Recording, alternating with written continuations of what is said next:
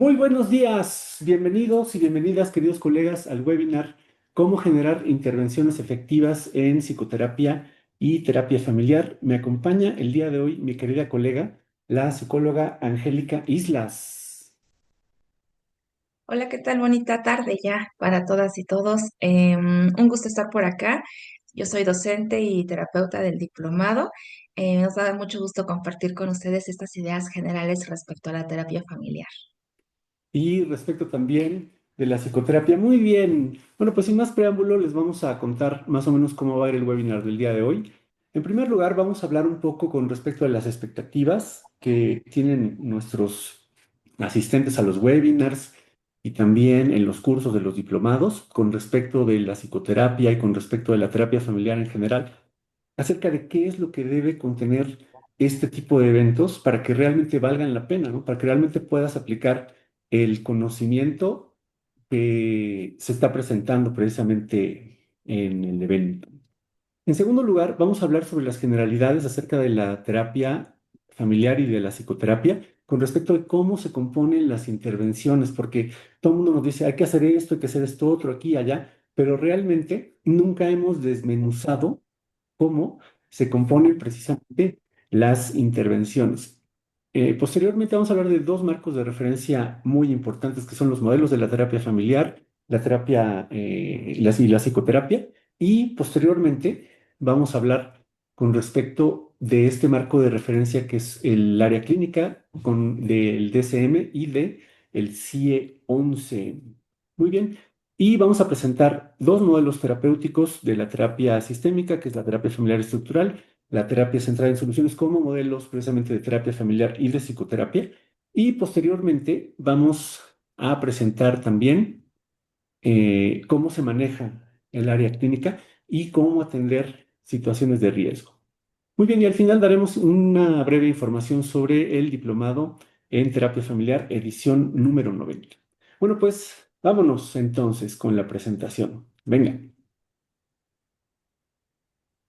Con respecto a las expectativas que tienen nuestros asistentes al webinar, casi siempre nos dicen, a ver, ¿cuál es la intención de estar aquí, no? Número uno, pues tienen interés en la psicoterapia y en la terapia familiar. Número dos, ya atienden pacientes, pero quieren hacerlo mejor. Número tres, quieren sobre todo mejorar sus intervenciones y lo que todo mundo queremos son herramientas prácticas para atender familias y pacientes individuales. Sé lo que estoy haciendo y con qué finalidad. Eso es lo que todo mundo queremos decir a la hora de pararnos en un consultorio frente a nuestros pacientes. Nuestra experiencia con respecto de más de 4.500 psicólogos, eh, con respecto a lo que nos ha funcionado es que lo que presentamos siempre tenga validez científica, en primer lugar. En segundo lugar, que el conocimiento lo presentemos de una forma en que sea práctico y aplicable y sobre todo entendible, sobre todo que sea un conocimiento que puedas darle vida en tu consultorio. Y número tres, la relación con los coordinadores y los alumnos. Eso es muy importante también, que siempre generemos en nuestros espacios la confianza para que nuestros estudiantes, para que nuestros alumnos puedan decir lo que realmente tienen en la mente, las preguntas, inclusive la más sencilla de todas, siempre puede generar ideas realmente fantásticas. Entonces sientan la confianza de hacer sus preguntas a lo largo del webinar. Pero también nuestra experiencia con más de 4.500 psicólogos, aquí hay una diapositiva que está ya desactualizada, dice demasiada teoría, ¿no? También nuestros alumnos dicen, no queremos cursos teóricos porque demasiada teoría es únicamente como precisamente explicar los problemas y no resolverlos y hablar del qué, pero no hablar del cómo. Hay un chorro de libros, un chorrísimo de libros que te dicen, por ejemplo, hay que ser empático con el paciente, capítulo uno, capítulo 2, la empatía, capítulo 3, descripción de la empatía en el pasado, capítulo 4, descripción de la empatía en el presente, capítulo 5, descripción de la empatía en el futuro, pero jamás el libro te dice exactamente qué hacer. Y entonces a nosotros nos encanta ser explícitos con respecto de cómo se deben hacer las cosas en el consultorio. y la revoltura de conceptos. Este es un dolor que realmente afecta muchísimo a la psicoterapia el día de hoy. Déjenme contarles que todo este tipo de situaciones no puede estar presente en ninguno de nuestros webinars, en ninguno de nuestros cursos. Y entonces, desde esta perspectiva de que todo tiene que tener validez científica, de que el conocimiento debe ser práctico, que los alumnos deben sentir la confianza para poder eh, expresarse y de que no debe haber revoltura de conceptos, no nada más explicar los problemas, es como vamos a llevar a cabo el webinar del día de hoy y es como llevamos a cabo precisamente todas nuestras áreas de enseñanza. Muy bien. Entonces, ¿cómo sabemos que somos efectivos en terapia? Vamos a empezar, ahora sí, como dice Steve Shazer y como dice también Bill O'Hanlon, vamos a empezar por el final. Cuando nosotros tenemos la oportunidad de atender a un paciente o una familia, siempre aplicamos esta escala de evaluación, que es creatividad de de Johnson, Miller y Duncan de 2003, pero que es un instrumento que está validado científicamente con respecto de qué funciona en la terapia para evaluar qué funciona en la terapia. Entonces, damos esta escala de evaluación. Déjenme platicarles. Cuando tenemos un paciente individual, bueno, pues obviamente se lo damos al paciente que tenemos enfrente. Cuando tenemos una familia, se lo damos al solicitante de la terapia, de la sesión. Entonces, este instrumento, esta escala de evaluación de sesión, evalúa cuatro áreas. La primera es si el paciente se sintió escuchado, entendido y respetado, en una escala de 1 a 10, ¿no? Puede decir poco entendido, escuchado y respetado, o puede decir muy escuchado, entendido y respetado. ¿Y por qué? Es decir, es un instrumento cuantitativo. Entonces, el primer elemento que evaluamos siempre pues, es la escucha. En segundo lugar, ese elemento lo que evalúa este instrumento de evaluación es el enfoque. Número dos, no hablamos acerca de lo que yo quería, uno, y 10 es hablamos acerca de lo que yo quería. Entonces, para que una sesión sea una buena sesión, pues siempre hay que hablar precisamente de lo que es importante para las personas que nos consultan.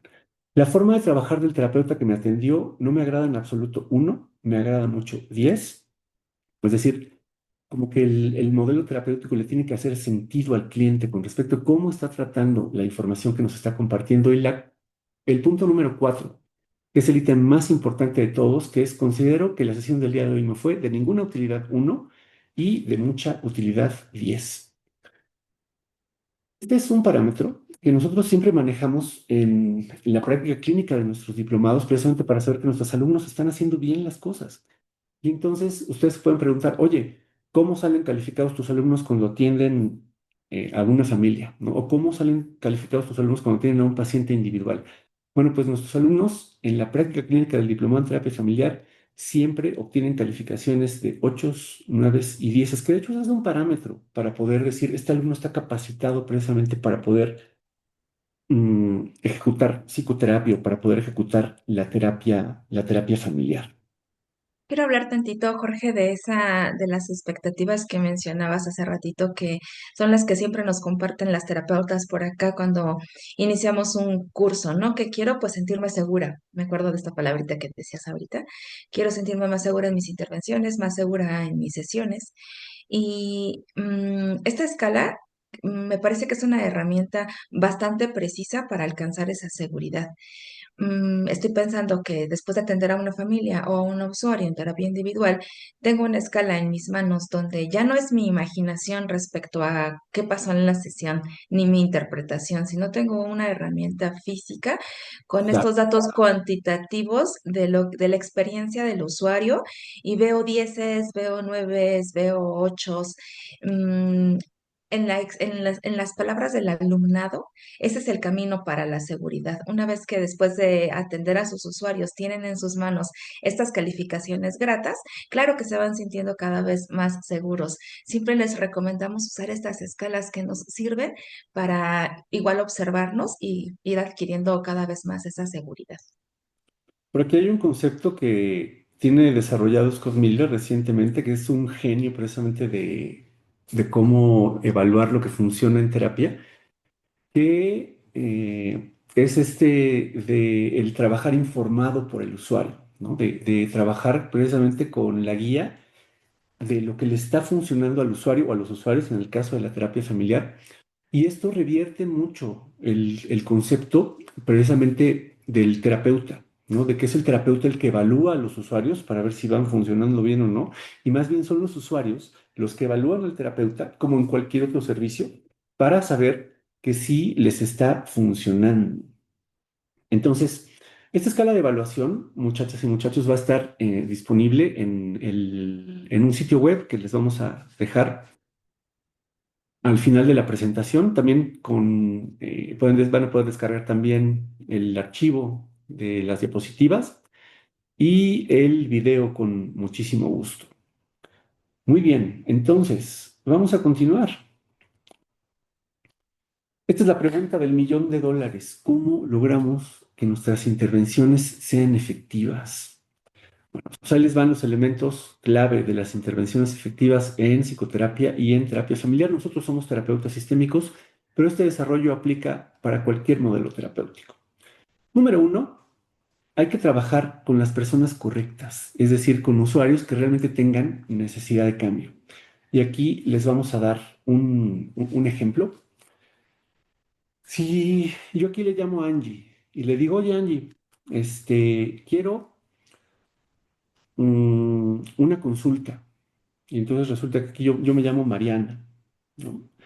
Cuéntame, Mariana, ¿qué edad tienes? Tengo 35 años. Ujú, muy bien. Oye, Mariana, ¿y la terapia es para ti? La terapia es para mi hija de 15 años. Ujú. Oye, ¿y tu hija quiere venir a terapia? No, pues no sé, no creo, pero tú dale una cita. Y aquí, inocentemente, ¿no? Ah, échale. Ajá. ¿Qué sucede con tu hija que te hace pensar que vendría bien un tratamiento psicológico? Ah, pues es que es muy rebelde y muy berrinchuda y yo quiero que vaya a terapia contigo. Ujú. Oye, estoy pensando que a ti te gustaría que tu hija deje estas actitudes rebeldes y berrinchudas. ¿Es así? Sí, así es. Oye, lo que me haces pensar es que como tú estás muy interesada en ver estos cambios en tu hija, el camino más adecuado para alcanzar estos objetivos va a ser que vengas a la consulta con tu hija para poder empezar con el pie derecho y poder tomar un tratamiento útil para ustedes. ¿Qué piensas de esto, Mariana? Excelente, ¿no? Y aquí entonces incluimos al solicitante de la terapia en el tratamiento. Inocentemente, como hace rato yo decía, aquí Angie puede decir, sí, mándamela, ¿no? Y entonces ustedes van a estar así como preguntándole a la niña, van a intentar hacer su historia clínica y todo eso, y la chavita va a estar así como, hijo, qué flojera, a ver a qué hora se acaba, ¿no? A ver a qué hora acabo de hablar la terapeuta, ya que pasa el tiempo rápido, ¿no? Se pone a ver su teléfono. Y entonces, pues a la terapeuta le va a costar muchísimo trabajo generar cambios con la adolescente. Y obviamente, pues la mamá después de 4 o 5 sesiones, ¿no? Después de eh, 3,000 pesos, ¿no? O 4,000 pesos que llevas cobrados de las sesiones, te va a decir, oye, ¿y los cambios? Claro. Entonces, Oye, me estoy pensando, Jorge, que acá en los diplomados, cuando algo que nos encanta es que ustedes se sientan como con esa confianza de compartir sus casos, que va pasando sí o sí durante el diplomado, entonces empiezan las sesiones y dicen, yo traigo un caso, ¿no? Y creo que los casos, voy a decir entre paréntesis, más complejos son de este estilo, donde la terapeuta no pudo desde el inicio apoyar a Mariana haciéndole saber que era importante que ella se involucrara en el proceso. Es muy complejo tener a un adolescente adentro del consultorio, porque vamos a suponer que la chava sí viene y te cuenta y te habla, pero pues es muy probable que la chava nunca te diga, ay, quiero dejar de ser rebelde y berrinchuda, sino que tenga otras cosas que hablar contigo, ¿no?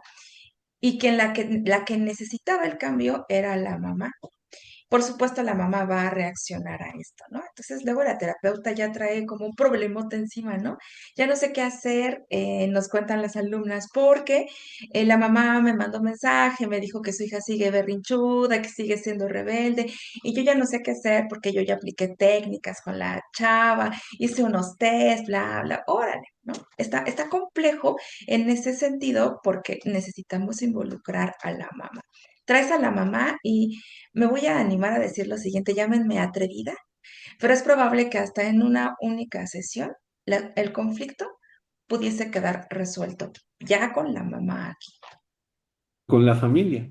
Entonces, siempre trabajen con personas que las necesiten más a ustedes de lo que ustedes necesitan a las personas, ¿no? Aquí, Mara Selvini Palazzoli, en su libro fantástico del Mago sin Magia, siempre cuenta, bueno, empieza contando una anécdota, ¿no? De que los psicólogos, los psicoterapeutas, vivimos en una posición bien paradójica porque estamos, digamos, como que estudiamos para resolver los problemas de las personas junto con las personas. Pero a la vez, si las personas no tienen problemas, entonces nuestra carrera no tiene sentido, ¿no? O sea, sobre todo de la psicoterapia. Necesitamos que las personas tengan problemas para que asistan precisamente a nuestros consultorios. Entonces, punto número uno, siempre trabajen con las personas indicadas. Número dos, muchachas, que esta es, digamos, como la carnita del webinar. Elección de un marco de referencia que determina las intenciones del terapeuta. Necesitamos un marco de referencia sólido, concreto, que nos diga qué hacer en la consulta. Y número tres, uso adecuado del lenguaje. Nada más son tres elementos muy, muy, muy, muy pequeños que son tangibles. Necesidad de cambio, trabajar con las personas correctas, elección de un marco de referencia, uso del lenguaje y el cuarto, que es el uso adecuado del tiempo, es decir, intervenir en el momento correcto de la manera correcta. Si nosotros nos atrevemos a decir que si un terapeuta cuenta con estos cuatro elementos en su consulta, puede resolver, como siempre lo decimos, seguramente han visto por ahí la publicidad de nuestros cursos, puede resolver cualquier caso de terapia, puede atender cualquier caso de terapia familiar o de psicoterapia de manera exitosa. Vamos entonces a desglosar una por una de estas cuatro elementos de las intervenciones efectivas. Número uno, la necesidad de cambio. Citas para terceras personas, como hace rato decíamos, trabajar con adolescentes, niños y con cónyuges así de, le voy a mandar a mi esposo, le voy a mandar a mi hijo, le voy a mandar a un tercero. Entonces, el terapeuta se pone en un predicamento enorme porque si trabaja con personas que no tienen necesidad de cambio, entonces nunca va a poder tener buenos resultados. Y aunque tenga resultados en la sesión, jamás va a satisfacer las expectativas del tercero. Entonces, número uno, el truco es preguntarse quién debe ser parte del tratamiento, ¿no? Y la persona que debe ser parte del tratamiento siempre es la persona preocupada por el cambio. Es decir, si yo tengo un papá que está preocupado o unos papás que están preocupados por sus hijos, deben estar en el tratamiento y para eso nos sirve la terapia familiar. Si yo tengo a una esposa, ¿no? Que tiene problemas con su marido, entonces debe también estar el marido en la terapia. La primera pregunta que ustedes deben hacerse después, como lo hizo muy bien Angie ahorita, la primera pregunta que ustedes deben hacerse después de que le preguntan al usuario su nombre y la edad, porque siempre trabajamos con personas mayores de edad, a la hora de hacer las citas, es para quién es la consulta. Ya si el usuario te dice para mí, bueno, pues entonces ya tenemos a alguien con quien trabajar. Y usted dice para un tercero, por ejemplo, un hijo. Por eso nosotros no trabajamos con niños ni con adolescentes en solitario. Siempre los trabajamos con sus papás, a menos, por ejemplo, que se trate de una situación orgánica, que ya requiere eso de una atención especializada en cuanto a la educación, a la psicoeducación, o por ejemplo, cuando hay trastornos del desarrollo, ¿no? Como Asperger, como, por ejemplo, síndrome de Down. Pero siempre trabajamos a los niños y a los adolescentes con sus familias. Muy bien. Ese es el primer paso, ¿no? Y esta perspectiva viene de la terapia centrada en el problema de Fish, Wickland y Siegel, que son unos autores base en su libro La táctica del cambio, precisamente para ponernos el camino fácil desde el principio, en cualquier proceso terapéutico. Número dos, que es, o voy a insistir, la carnita del webinar del día de hoy. Elección de un marco de referencia. Y solamente podemos trabajar los casos en psicoterapia y terapia familiar desde dos ángulos. Número uno, desde los modelos terapéuticos y número dos, desde el diagnóstico de DSM y CIE. Aquí les vamos a poner dos discursos para que ustedes vayan identificando desde dónde tienen que escuchar a los usuarios. Si aquí la mamá en terapia familiar dice, me gustaría que mi esposo tratara mejor a mis hijos, entonces yo voy a concebir este discurso desde la terapia familiar estructural y lo primero que tengo que ver es cómo se llevan los papás. Para averiguar esto, la intención que yo tengo es la de saber cómo está estructurado este olón, ¿no? El olón de los papás. Y le voy a preguntar al papá, ¿cómo escuchas lo que dice tu esposa? De que quiere que trates mejor a los niños. Y aquí el papá me va a decir, si me dice, bueno, es que tiene razón, ya tengo un olón parental unido. Si me dice, no, es que ella es muy exagerada y yo tengo otro tipo de crianza, entonces veo que el olón parental está fracturado. ¿Qué es lo que tengo que hacer? Pues unirlo para que pueda ponerle límites y le dé cariño a los hijos. Al olón filial es muy sencillo, este marco de referencia. Ahora, por el contrario, estoy viendo ahí desde un modelo terapéutico. Pero si tengo este discurso que dice, a veces siento que mi marido no debería maltratar a los niños así. Luego, se enciende mi radar. Esto es un foco amarillo, ¿no? Luego, se enciende mi radar de la palabra, con la palabra maltrato.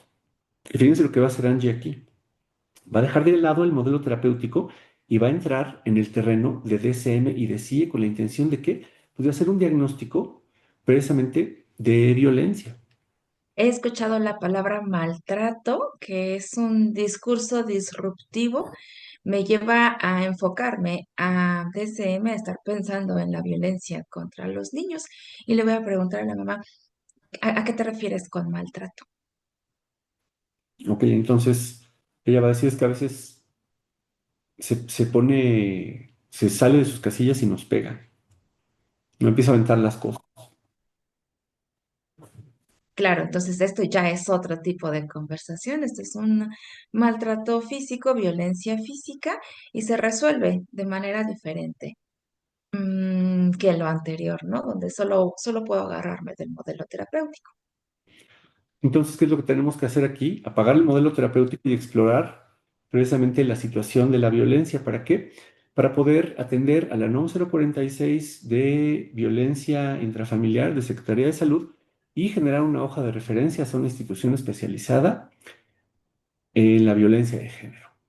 Así, muy sencillo. Entonces, tienen nada más dos marcos, muchachos y muchachas, para poder abstraer, para poderse construir los problemas de los usuarios, desde los modelos terapéuticos y desde el DSM y el CIE. Aquí les vamos a dar otro ejemplo en cuanto a terapia individual. Si aquí Andrea llega con Angie y le dice, a veces tengo altibajos drásticos, como todo el mundo, pero sé que puedo salir adelante. ¿Qué me dice este discurso? Bueno, pues este discurso me dice que la usuaria tiene problemas, pero que tiene visión al futuro. Y si nos paramos en la terapia centrada en soluciones, que es una belleza de modelo terapéutico por su simplicidad y por su efectividad, en cuanto a centrarse en aquellas cosas que sí funcionan, en los recursos del usuario y en las excepciones al problema, entonces aquí le vamos a preguntar a esta usuaria, no, fíjense, aquí está, ¿Cómo te vas a dar cuenta de que estás saliendo adelante? ¿no? Y a veces, bueno, pues cuando empieza a buscar otro trabajo. Ujú. Y cuando también empiece a llamarle a mis amigos de regreso, porque tiene mucho tiempo que no los ve. Muy, ya, es un discurso, digamos, como que va a viento en popa, precisamente. Y también lo podríamos abstraer, ¿no? Desde el modelo de la terapia centrada en el problema del MRI. Podríamos enfocarnos acá en este de cómo son los altibajos, ¿no? Fíjense cómo los modelos terapéuticos priorizan la información. Hay que saber qué modelo terapéutico elegir. Pero, pero, fíjense en este otro discurso. Tengo altibajos drásticos frecuentemente y no sé por qué. A veces me siento muy animada y de repente me da el bajón y me pongo como que me salgo de mis casillas. El otro día agarré mi coche y me salí a la carretera a 140 kilómetros por hora. Y luego de repente ya estaba feliz. Oye, cuando andabas en tu coche con este bajón, mm, ¿llegaste a pensar en algún momento en hacerte daño, como estrellar el coche o que sucediera algo para lastimarte? Y quería morirme. Bien, ahora es otro tipo de información. Escuchamos algo más apegado a una norma oficial, un aspecto clínico, escuchamos una ideación de muerte, eh, quizás un plan estructurado de muerte, quizás un trastorno del estado del ánimo. La exploración ahora de la terapeuta debe de ir por ese camino, por ejemplo, ¿desde hace cuánto tiempo te sientes así? ¿Quién sabe de esto que me estás contando? Am, ¿Has llegado en algún momento a ejecutar la idea de morirte? Que ya es una conversación diferente a la que propone el modelo terapéutico. Hay una palabrita, hay un discurso, hay un algo que lleva a la terapeuta a guiar la conversación por otro camino. Lo que no puede pasar es que la terapeuta no escuche este discurso y que me enfoque nada más en el modelo, por ejemplo, porque no pude escuchar esta situación alarmante. Y nosotros, aquí por ejemplo, la usuaria tiene claramente un trastorno del estado de ánimo. ¿Qué es lo que hacemos? Pues apagamos los modelos terapéuticos y encendemos el examen mental, ¿no? El área clínica. ¿Para qué? Para poder darle un buen seguimiento a esta chica. Como tiene, digamos, como ideas de morir y ya ejecutó precisamente un acto, ¿no? Que pone en riesgo su vida. ¿Qué es lo que yo tengo que hacer? Bueno, pues tengo que llamar a su contacto de emergencia, generar una hoja de referencia para que la lleve a psiquiatría.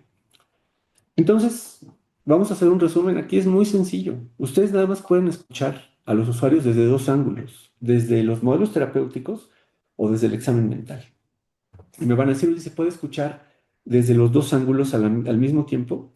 En realidad, creo que el terapeuta tiene dos orejas, ¿no? Una para el modelo terapéutico y otra para el examen mental. Pero no puedes mezclar la escucha, ¿no? Porque entonces pues ya empiezas otra vez con la revoltura de conceptos y empiezas también a hacerte pelotas en la cabeza y no saber qué hacer. Y si tienes realmente esta distinción entre modelos terapéuticos y el examen mental, pues es muy sencillo realmente escuchar a los usuarios. Y que o sea, nosotros pensamos, estamos muy convencidos de que la terapeuta, los terapeutas debemos siempre de poseer estas habilidades, no nada más la del modelo terapéutico, sino sí o sí la de los aspectos clínicos, saber qué preguntar, cuáles son esos discursos a los que hay que prestarle atención, cómo proceder. Hablaba Jorge de una hoja, de romper confidencialidad, saber cómo atender estos casos también desde lo clínico, desde los procedimientos obligatorios y que todavía sucede en nuestra profesión, que es información que no se lleva siempre a cabo. Por acá nosotros, claro que estamos convencidos de que puede llegar a ser de vida o muerte. ¿Qué sucedería con esta chava que yo dijera, "Ah, bueno, voy a seguir con el modelo, ¿no? Un día agarra el carro, se va a 140, se estrella y yo tenía esa información, mas no fui capaz de resolverlo. Entonces, también cuando se trata del área clínica, ¿no? Del examen mental, de DSM y de así, porque para eso sirven los diagnósticos, realmente la vida de los usuarios o la integridad de los usuarios o la calidad de vida de los usuarios, pues depende de nosotros, de nosotras. Solamente hay dos tipos de escucha, ¿no? Los que ustedes pueden hacer, desde los modelos terapéuticos y desde los diagnósticos de DSM y CIE. Ahora vamos con las acciones del terapeuta. Realmente es muy sencillo, muy, muy, muy sencillo. El terapeuta solamente se dirige a los usuarios con tres finalidades únicamente. Número uno, obtener información. ¿Qué tipo de información estoy obteniendo? Pues del modelo terapéutico, la que me sirve precisamente para trabajar con el problema del usuario o de DSM. Ampliar la información obtenida en los dos casos, ¿no? Aquí con Amanda, que dice, tengo altibajos, como todo mundo, pero puedo salir adelante. Entonces, si yo estoy desde la terapia centrada en soluciones, voy a escuchar el salir adelante y lo voy a ampliar, ¿no? Porque es la información que me sirve. Le voy a preguntar, oye, ¿no? ¿Cómo nos daríamos cuenta, como dijo muy bien hace rato Angie, de que está saliendo adelante? ¿Y qué es lo que estoy haciendo? Estoy ampliando la información. O aquí, igual, misma chica, tengo altibajos, pero un día realmente, o sea, quise terminar conmigo misma y agarré el coche a 140 kilómetros por hora. Pues, ¿qué es lo que tengo que hacer? También ampliar la información.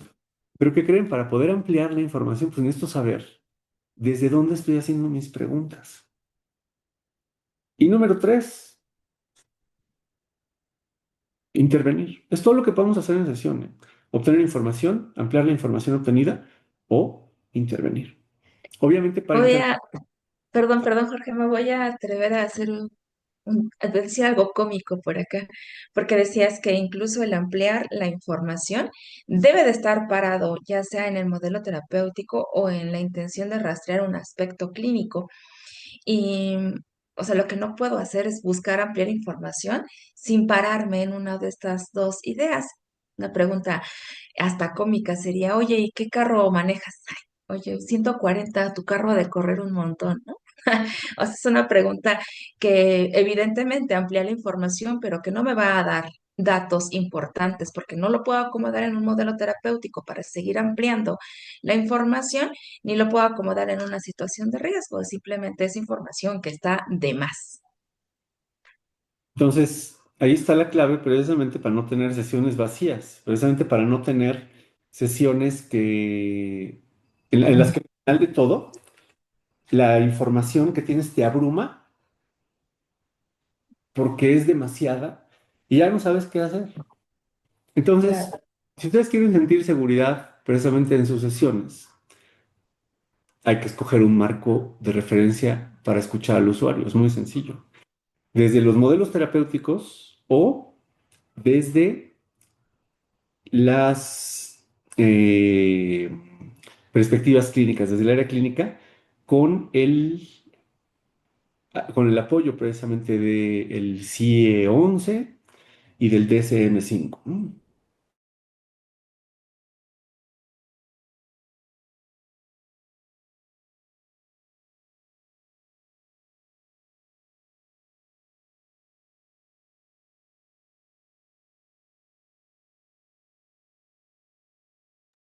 Muy bien, me puse unos audífonos para evitar el ruido. ¿Tengo buen audio, Angie?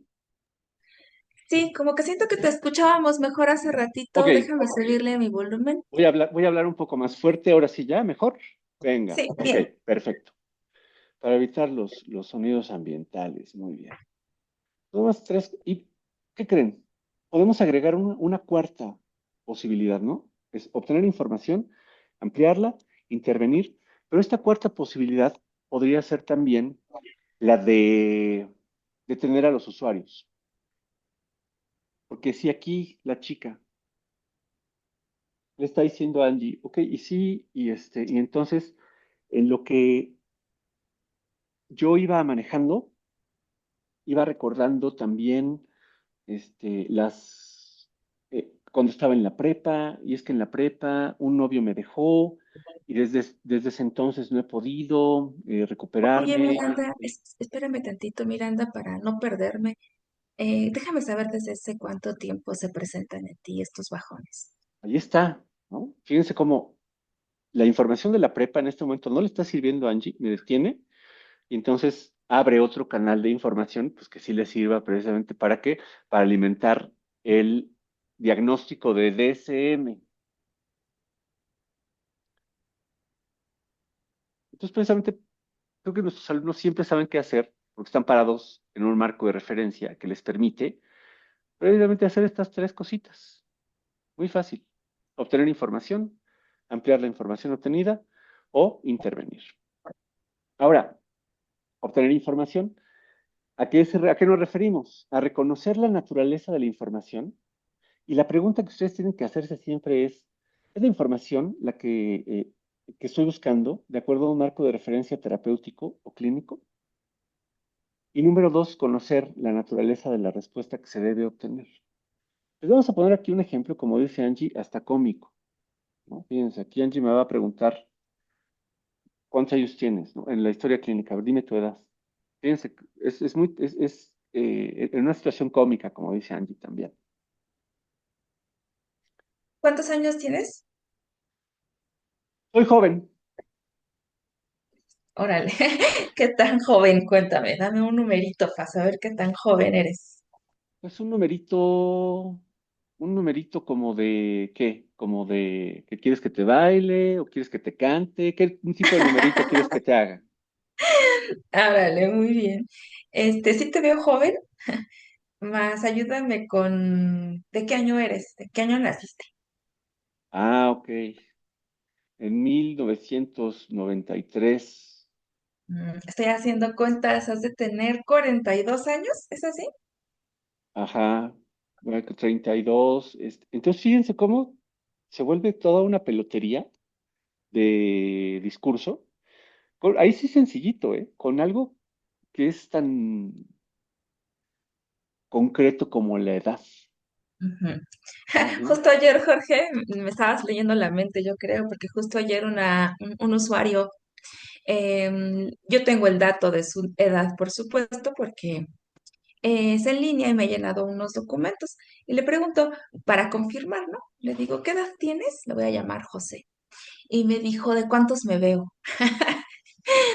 ¿Vale? Lo que necesitamos es esa información precisa del número. Incluso estoy haciendo examen mental que pueda estar ubicado en persona, tiempo, circunstancia y me sepa decir su edad. Ahora, este ejemplo de Jorge es cómico, pero ahí no necesariamente lo es. Vamos a suponer en el tema de consumo de sustancias, ¿no? Cuéntame si consumes alguna sustancia como alcohol, drogas, tabaco, marihuana. ¿Y qué pasa si el usuario contesta, pues lo normal? Como que esa información de lo normal no me sirve. ¿Qué tal si para el usuario lo normal son unas 4 o 5 líneas de cocaína al día, ¿no? Esa ya me Ok. estaba hablando de otro tipo de información. Entonces, decía Jorge, necesito yo ser consciente del tipo de información que debo recabar y obtenerla. ¿Qué quiero saber con esto? Si consume o no sustancias, cuánto, qué cantidades, con qué frecuencia. Y el poquito, a veces, más o menos, es que en mi familia es muy normal, no me da esa información precisa que estoy buscando. Vamos con el modelo, por ejemplo, de la terapia centrada en el problema, aquí también con José, en una situación, digamos, como que no es de riesgo, o sea, no hay consumo de sustancias, no hay violencia de género, no hay urgencia psiquiátrica, y entonces, pues puedo aplicar mi modelo terapéutico. Y aquí José, Angie le va a preguntar, ¿cuál es el problema que te ha traído el día de hoy aquí? Desde la terapia centrada en el problema del Mental Research Institute. Y entonces José le va a decir, estoy muy preocupado por el futuro. Todavía estamos en un marco que me permite seguir utilizando mi modelo terapéutico. ¿Cuál es la palabra clave aquí?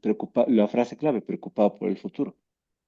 Entonces, un terapeuta centrado en el problema le va a preguntar, ok, dime qué cosas suceden cuando tú estás preocupado por el futuro. Va a transformar este elemento que es abstracto en algo conductual, que es lo que requiere el modelo terapéutico para trabajar. Pero si aquí Angie le pregunta al usuario, ¿cuál es el problema que te ha traído el día de hoy aquí? Y entonces el usuario le dice, fíjese que estaba yo en la universidad. Era el verano de 1998. Y yo estaba viendo, contemplando una, una mariposa en la ventana. Se veía preciosa. Y entonces yo pensaba que quizás yo podía ser como esa mariposa, pero en ese momento me sentía como una oruga. Y realmente, pues en este momento no sé qué quiero de mi vida, porque ayer que estaba platicando con mi hermana, pues yo me sentí, Perdóname tantito, José, para no perderme. ajá, A ver si te entendí. ¿Hay algo que sucede en la actualidad en tu vida que te tiene preocupado? Escucho que lo estabas conversando con tu hermana. Háblame de esa cosa que te tiene preocupado. ok, y aquí está precisamente cómo recuperamos el foco de la conversación, pero con base en un modelo terapéutico. Si yo no tengo un modelo terapéutico, pues me puedo pasar hablando de las mariposas, de la hermana, y así me puedo llevar, híjole, 500 sesiones. De repente, ahorita me acordé mucho de cuando yo trabajaba para Secretaría de Salud, que es una institución con la que yo me encuentro profundamente agradecido. Y entonces yo veía expedientes ahí en el módulo, porque luego me tocaba ordenar los expedientes, y yo veía expedientes que tenían 40 sesiones. Y yo decía, pero qué, o sea, ¿cómo es posible? ¿No?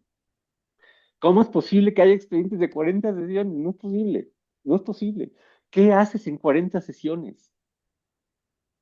Y bueno, aquí también empezamos a cuestionarnos un poco desde esta perspectiva que les estamos ofreciendo acerca de qué es la psicoterapia. Es un proceso que debe ser lento, que debe ser doloroso, que tarda mucho tiempo, que es complejo para el terapeuta, que es complejo para los usuarios. Entonces aquí déjenme, no sé, ponerles algo en contexto. Si ustedes piensan que la psicoterapia es un proceso largo, es un proceso complejo y que es un proceso doloroso para el terapeuta y para los usuarios, déjenme decirles que eso se les va a convertir en realidad. ¿Por qué? Porque, em, como dicen los constructivistas, ¿no? Como dice, por ejemplo, Maturana, Glasserfeld, Forster, Varela, dicen que la realidad es únicamente un constructo que nosotros hacemos en nuestro cerebro. No hay algo que nosotros podamos, ¿cómo puedo decirlo? Así como decir, aquí están estos muñecos. Si yo, por ejemplo, le enseño a un niño, a mi hijo de 6 años, estos muñecos, me va a decir, "Pues vamos a jugar con ellos, ¿no?". Si Ujú. estamos en un contexto de, como, académico como este, pues vamos a decir, son elementos que nos permiten graficar un caso clínico. Entonces, también algo a lo que los invitamos nosotros es a pensar, a reformularse el concepto de lo que es la psicoterapia. Muy bien, entonces, vamos a continuar. Entonces aquí, obtener información. Siempre fíjense que la información que les está dando el usuario es la que requiere su modelo terapéutico o la que requiere el examen mental de acuerdo a DSM y de acuerdo a CIE. Precisamente, ahora intervenir. Una vez que yo ya tengo la información adecuada, entonces es cuando ya puedo realmente intervenir. Número uno es predecir las intervenciones, no ser consciente del tipo de respuesta que nos indique que la intervención ha funcionado, tanto en terapia familiar como en terapia individual, ¿no? Y reformular la intervención en caso de que no ha dado resultado.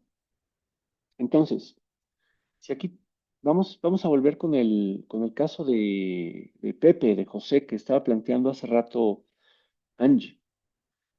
Y aquí estamos utilizando otra vez la terapia centrada en soluciones que tiene un marco de referencia muy sencillo que es centrarse en las excepciones al problema.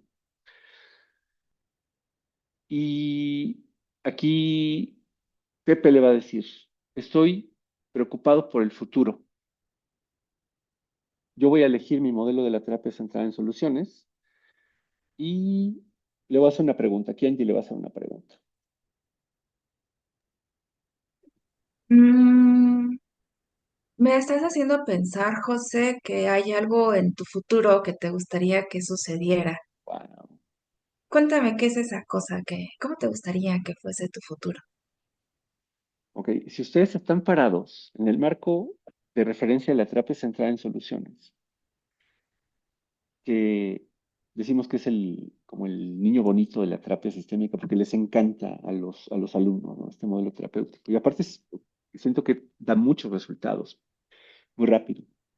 Los usuarios salen con mucha satisfacción. Y aquí el usuario va a decir, pues en mi futuro yo quiero, fíjense cómo Yanji ya sabe lo que quiere que le conteste el usuario. En mi futuro yo quiero verme como una persona capaz y como un padre de familia mejor. Ah, pues eso quiere decir que mi intervención sí funcionó, ¿va? Pero si yo le digo, no, pues es que mi futuro es negro y es oscuro y, y no hay ninguna posibilidad. ¿Qué quiere decir eso? Pues que el usuario me acaba de batear mi intervención, ¿cierto? Fíjense, en la terapia estructural también pasa lo mismo. Si aquí yo tengo a Juan y a María, y entonces María dice, quiero que mis hijos se porten mejor. Y nosotros generamos una técnica de significación. Ahorita les describí las técnicas, muchachos y muchachas. Y aquí generamos una técnica de escenificación y decimos, hablen con respecto del futuro de sus hijos, pero quiero que lo hagan como un equipo. ¿Qué es lo que estamos esperando ver? Que aquí María le puede decir, oye, yo quiero tu ayuda y que José le diga, sí, sí te voy a dar mi ayuda. A ver, y se ponen de acuerdo, ¿no? En términos de conductas con respecto a cómo van a ser papás de ahora en adelante. Ah, perfecto, ya funcionó mi intervención, ¿no? ¿Por qué? Porque mi intención es reparar el olón parental. ¿Para qué? Para que le puedan poner límites y le den cariño a los hijos. Es muy sencillo. El marco de referencia de la terapia sistémica, sobre todo de la terapia familiar y de la terapia centrada en soluciones, es muy sencillo. Entonces, ¿cómo sé que mi intervención funcionó? Pues se ponen de acuerdo. Pero si aquí María le dice a José, yo quiero tu ayuda, y José le dice, sí, pero es que para que yo te dé mi ayuda, tú tienes que dejar de ser la bruta que eres, pues ahí ya sé que mi intervención no funcionó y que tengo algo que corregir. Aquí vamos a hacer un punto, muchachos y muchachas.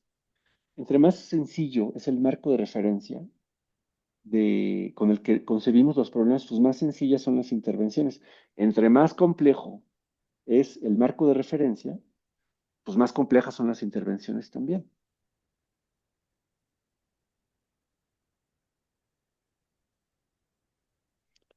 Entonces, vamos a este punto de reformular la intervención. Primer caso, el de José, que le dice, mi futuro es negro y yo no veo realmente nada que me pueda ayudar en este momento. Dice cómo el futuro es negro y ahorita Angie lo va a volver brilloso. Ándale, pues decía Jorge, aquí me bateó mi intervención, pero no somos terapeutas echados para atrás, que digamos, ay, ya, entonces no. Yo voy a seguir intentando rastrear información que, como ese modelo me dice, voy a buscar soluciones al problema o excepciones del problema. Y le voy a decir, ok, entiendo que por el momento tu perspectiva es de un futuro negro. Háblame de tu pasado, cuando había otros colores que no fueran negro. Háblame un poquito de tu pasado. Entonces, aquí Angie sabe cómo reformular la intervención. ¿Por qué? Porque tiene un marco de referencia, que es el modelo de la terapia centrada en soluciones. Y ustedes van a decir, oye, pero pues, este marco tiene como elementos, ¿no? ¿Cómo se construye? Ahorita vamos a desglosarlo. De una forma también que quede muy claro cómo trabajan estos dos modelos terapéuticos, que son dos de los cinco que abordamos en el diplomado en terapia familiar. Utilización del lenguaje. Hay dos formas únicamente, y aquí le voy a dar gracias a Angélica Islas, porque anoche que estábamos precisamente platicando del webinar, me dijo, oye, hay que reformular esta diapositiva. Le dije, perfecto, ¿no? Aquí la diapositiva está igual, ¿no? Utilización idéntica, utilizar las mismas palabras que el usuario, tanto para obtener información como para intervenir. Vamos aquí a hacer un ejemplo ridículo. Si hace rato esta chica, que se llamaba Amanda, le dice a Angie, pues fíjate que aceleré mi coche a 140 kilómetros por hora con intenciones de terminar con mi vida. Y Angie le dice, "Mm, ¿y de qué color era la moto?" o peor, ¿no? Oye, ¿qué te hizo sentirte en Rápidos y Furiosos? Este, ¿Cómo fue que cometiste esa locura? O sea, estoy echando a perder todo el proceso terapéutico porque estoy metiendo de mi cosecha al, al, al- al proceso. Claro. Entonces, si ustedes quieren realmente garantizar que las intervenciones y la obtención de la información está siendo franca, está siendo neta, utilicen exactamente las mismas palabras que el usuario. Es muy fácil. Y también pensábamos aquí es a donde viene la participación fantástica de Angie. Yo decía utilización similar y me dijo, no, no, no, no, no, espérame, es utilización diferente del lenguaje. Y entonces, ¿cómo utilizar palabras diferentes favorece al proceso terapéutico? Vamos a volver aquí con el caso de Pepe, que es el futuro es oscuro y ya no hay nada más en el futuro. Piense cómo Angie magistralmente lo que hace desde la terapia central en soluciones es decirle, Am, ¿qué otros colores había en el pasado? ¿Pero por qué? Porque los colores hacen match con el negro. Y tengo la intención de jalar excepciones, ¿no? Si aquí ellos dicen, es que no nos podemos poner de acuerdo, ¿no? Los papás, Pepe y María, José y María. Y nosotros les decimos, a ver, en este momento quiero que hagan equipo, hace match, ¿no? Pero yo no puedo decirle a Pepe en cuanto al lenguaje. Yo no puedo decir, oye, Pepe, Este, cuéntame de, de cómo sería tu futuro si lo vieras como un esquema policromático. O sea, mi intención es O que peor aún, ¿no? Peor aún, ¿cómo será tu futuro una vez que Dios voltee a verte y escuche tus plegarias? no, pues no, olvídalo. Pues, o sea, sí está buscando, está haciendo mal. Y con un Vamos a, lenguaje totalmente ajeno, ¿no? vamos a poner otro ejemplo aquí. A lo mejor mi intención en la terapia estructural sí es la de que ellos dos hagan equipo, de fortalecer el olón parental. Y yo les digo, a ver, en este momento quiero que hagan, que se comporten como la pareja este, de los cuatro fantásticos cuando hacen equipo. No tiene mucho sentido.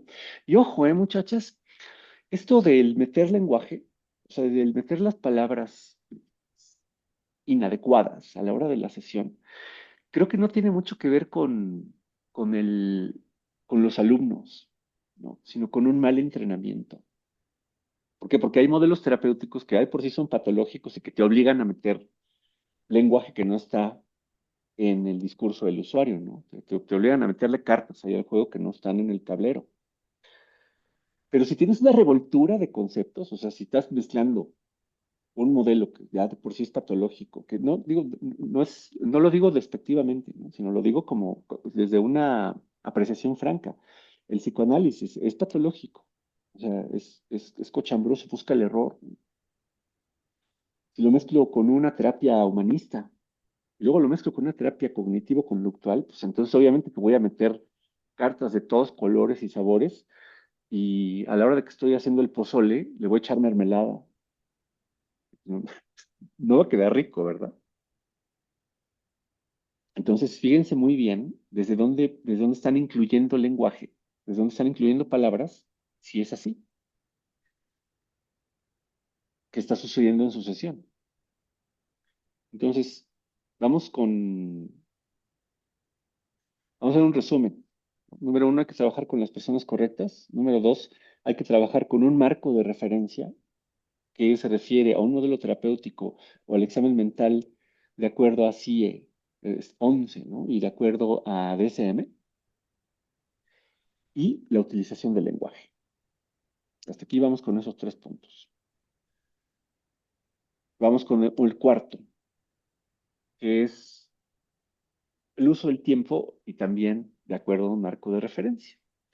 Selección de los momentos correctos para intervenir a partir de, otra vez, de los modelos terapéuticos o del diagnóstico de DSM y SIE.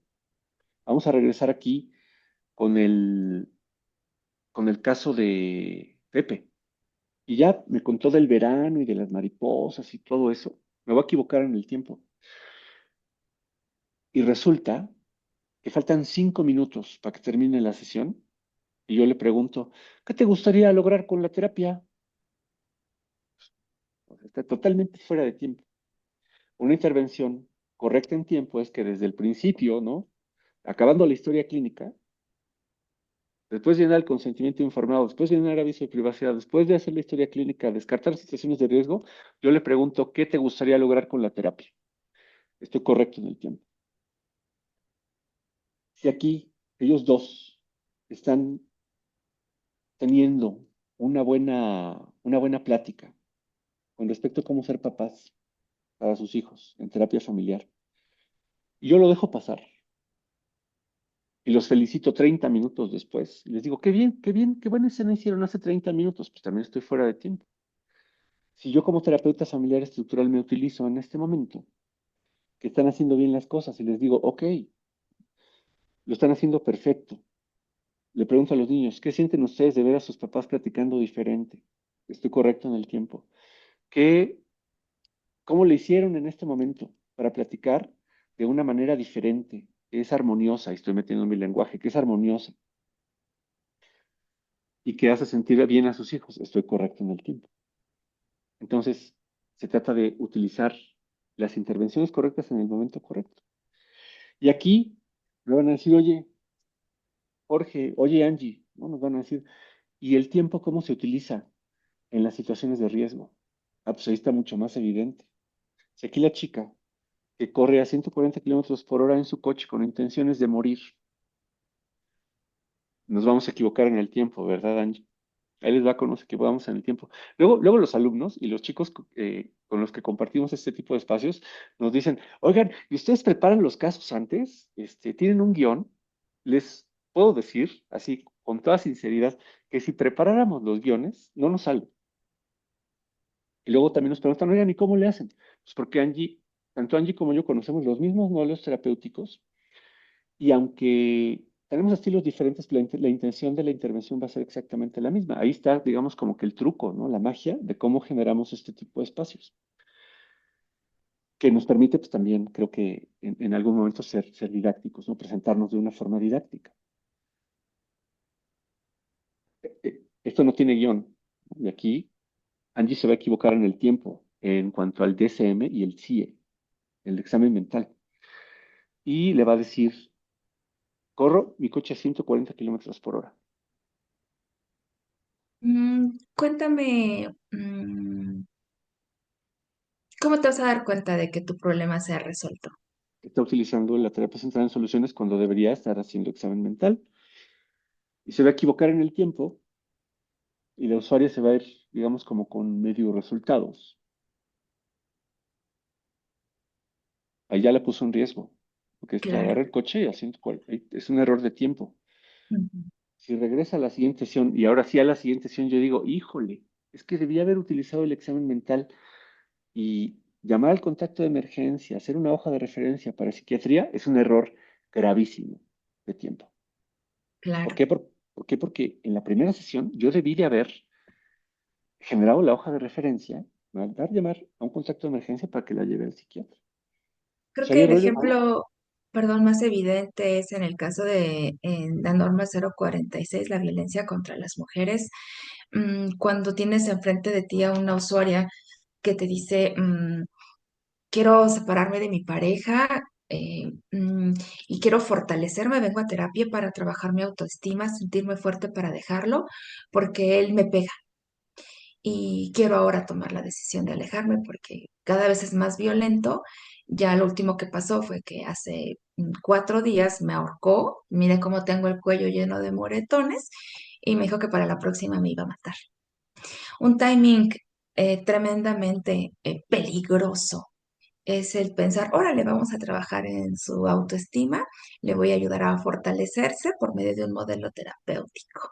Y después, quizás podamos hacer otro tipo de situaciones respecto a la violencia, ¿no? O peor, no, ni siquiera lo escuché, ¿no? No, no conozco la norma, no sé. El timing es, en esta sesión, mandar a llamar al contacto de emergencia, generar todo el procedimiento y enviarla a una institución especializada contra la violencia, una fiscalía, este, um, una procuraduría, Ministerio Público, lo que esté al alcance geográfico de la usuaria y dependiendo de las circunstancias. No puedo quedarme a la usuaria para fortalecerla porque su vida está en riesgo. Entonces, vamos a hacer un resumen de cómo generar intervenciones efectivas, ¿no? Y en general de cómo volverte un mejor terapeuta, una mejor terapeuta. Número uno, trabaja con las personas correctas, es decir, que quieran cambiar y que crean que la terapia les puede ayudar. Número dos, trabajen desde un marco de referencia concreto, ya sea desde un modelo terapéutico o desde el examen mental de DSM y CIE.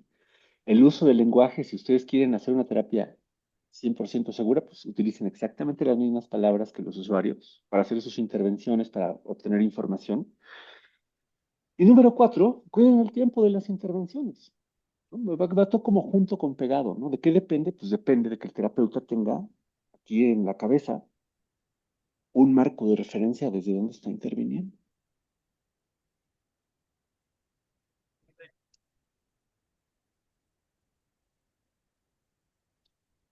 Ok, siéntanse con la libertad de hacer preguntas en el chat, ¿eh? Estamos para eso aquí. Ok, vamos a hablar ahora de los modelos terapéuticos. Vamos a desmenuzar las técnicas de las que les hemos estado hablando. Decimos son suficientes en el 90% de los casos. ¿Por qué? Porque de acuerdo a un estudio, por ahí de 2023, del Observatorio Nacional de Salud Mental y Adicciones aquí en México, uno de cada 10 mexicanos tiene un problema de salud mental grave. Cuando nos referimos a un problema de salud mental grave, bueno, pues estamos hablando de tres situaciones: urgencias psiquiátricas, violencia de género y consumo de sustancias. ¿Eso qué quiere decir? Que uno de cada 10 usuarios va a tener un problema de estos en sus consultorios y hay que estar listos para atenderlo, aunque sea uno. Pero los otros 9 van a poder ser atendidos por un modelo terapéutico. Entonces son suficientes en el 90% de los casos. Y aquí les vamos a compartir una estadística de nuestra clínica. Nosotros tenemos cerca de 1,700 expedientes y las hojas de referencia que hemos hecho son como 165. Entonces nos coincide, ¿no? De que el 10% de los usuarios va a ser, nos va a presentar una situación de riesgo. Es un usuario que tiene un problema de urgencia psiquiátrica, de consumo de sustancias o de violencia de género. Y que obviamente pues, estas tres situaciones ponen en peligro su vida o la integridad. Vamos a desmenuzar rápidamente estos dos modelos terapéuticos de la terapia familiar estructural y de la terapia centrada en soluciones, que son dos modelos que obviamente abordamos en el diplomado en terapia familiar. Aquí es muy sencillo. Los síntomas se generan a partir de una estructura y tenemos explicaciones acerca de qué causa el síntoma, es decir, qué causa los problemas. Vamos a dividir a la familia en cuatro áreas, ¿no? La pareja, los papás, los hijos y las familias de origen, ¿no? La familia de origen de él y la familia de origen de ella. Todo el mundo tenemos un papá o tuvimos un papá y todo el mundo tenemos una mamá o tuvimos una mamá. Entonces los problemas se generan a causa de que los miembros de la familia no ocupan su lugar jerárquico o no lo ocupan bien. Ahí les va un ejemplo súper sencillo. A lo mejor aquí la mamá le dice a los niños, pónganse a hacer la tarea de una forma, digamos, enérgica, y los niños van a hacer la tarea y el papá dice, qué bueno que le hacen caso a su mamá. Entonces, esa familia funciona bien. ¿Por qué? Porque pues, los que traen la jerarquía son los papás y los que obedecen son los niños. Muy fácil. Pero si aquí la mamá les dice, oigan, hijos, ¿Se puede poder hacer la tarea, por favor? Ándele. Y a lo mejor le funciona, ¿eh? Y los niños hacen la tarea, ya que dice que tiene jerarquía. Pero si los niños le dicen, cállate, mensa, ¿quién trae el poder? Los niños. Ahí hay un error jerárquico. Y todavía si el papá le dice a la mamá, sí, cállate, mensa. ¿Quién trae el poder? Pues estos tres, ¿no? Aquí la familia está súper desorganizada. Ya sé, desde la terapia familiar estructural de Minuchin, ¿qué tengo que hacer? Pues tengo que poner a los papás en el poder y a los hijos en la obediencia. Otro Fíjense qué caso. interesante, perdón, qué No, no, interesante venga, está venga. esto, porque entonces seguramente el motivo de consulta de esta familia que nos estaba presentando Jorge es pues que los hijos no hacen la tarea, ¿no? Comúnmente resulta que de la escuela los mandaron a un tratamiento, ¿no? Sin embargo, hace rato nos decía Jorge, nosotros vamos a entender el síntoma a partir de una estructura relacional, este triangulito que ponía Jorge hace rato, esa organización que no funciona. Entonces, en lugar de pensar, voy a regañar a los niños, ¿no? Les voy a decir, ay, ¿por qué no hacen la tarea? No es eso en lo que estoy pensando. En lo que estoy pensando es en esta estructura a nivel de los papás, en el olón parental. Veo a un papá que le quita autoridad a la mamá, que le dice, cállate, mensa. Pues con razón los niños no hacen caso de hacer la tarea y por eso van mal en la escuela. O sea que en lugar de prestarle atención directamente al síntoma y querer atender desde el olón filial a los niños directamente, lo que piensa este modelo terapéutico es que es la estructura, es decir, la relación papá y mamá, la que debe ser modificada primeramente. Una vez fortalecida esa relación, que papá diga, oye, sí, sí es cierto, que hagan la tarea, y los dos en equipo volteen y le digan a los hijos, hagan la tarea. Ahora sí, el resultado va a ser diferente. Entonces, ¿por qué son tan sencillas las intervenciones? ¿Por qué es tan sencillo la forma? ¿Por qué es tan sencilla la forma de resolver el problema? Pues porque la teoría es sencilla, ¿eh? Va junto con pegado. ¿Qué es lo que yo tengo que hacer? Pues ya sé qué es lo que tengo que hacer. Tengo que hacer que los papás ocupen su lugar, que los hijos ocupen su lugar. Inclusive, fíjense, ¿eh? Aquí les vamos a poner otro ejemplo. Aquí los papás pueden decirle a los niños, oigan niños, pónganse a hacer la tarea. Y de repente llega la abuelita y les dice, dejen en paz a mis hijos. Y se los llevan, ¿no? ¿Quién trae el poder? La abuela. ¿Quién debe tener el poder? Los papás. Mm, ¿Funciona con adolescentes? Sí, también funciona con los adolescentes y por eso es muy efectiva la terapia familiar trabajando con niños y adolescentes, sobre todo. Ahora, por el contrario, vamos a la necesidad de cambio. Ustedes trabajen con los niños, o sea, primero atiendan a Fernando y luego atiendan a Laila, de 8 y 6 años.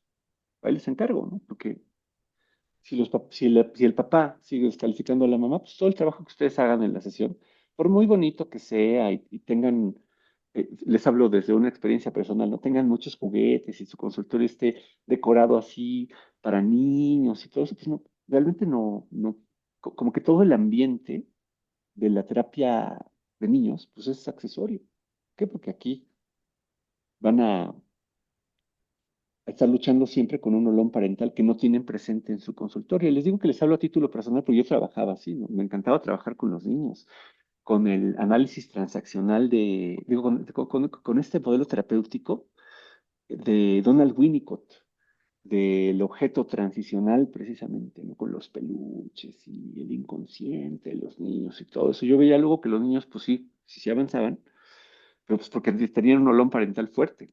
Pero a la hora de trabajar con un papá que descalifica a la mamá, o con un papá que es agresivo con la mamá, o con dos papás que se están peleando los hijos en el tribunal, pues, o sea, ni aunque estuviera aquí Donald Winnicott, o Melanie Klein, o Margaret Mahler, no va a funcionar. ¿Por qué? Pues porque el olón parental sigue fracturado. Es una perspectiva, ¿no? De la terapia familiar estructural.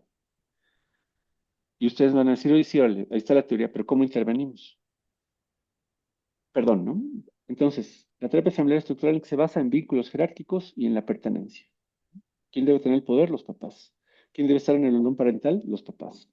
Casi, casi todo gira en términos de la relación entre los papás. Y ustedes me pueden decir, oye, ¿y si no hay papá? Si el papá vive en Querétaro y la mamá vive en Pachuca, pues si hay papá, seguro que sí hay papá, seguro que sí. ¿No? ¿Qué relación tiene el papá con los niños? Oye, y podemos, por ejemplo, tener a los hijos y a la mamá en sesión y al papá lo ponemos por Zoom, claro que sí, por supuesto que sí. No, sí se puede, o sea, la tecnología está para servirnos, está para servir a la terapia. El papá murió cuando los niños tenían 2 y 3 años. Ah, muy bien, entonces yo voy a ver cómo está la relación de la mamá con los hijos. Hay otras figuras, por ejemplo, los abuelos, ¿no? Los papás del difunto. Están interrumpiendo en la función de la mamá con los hijos. Sus propios padres están interrumpiendo la función de la mamá con los hijos. Un hermano, el tío, está quitándole poder a la mamá. Es un rompecabezas de relaciones que realmente pues, no es sencillo de ver.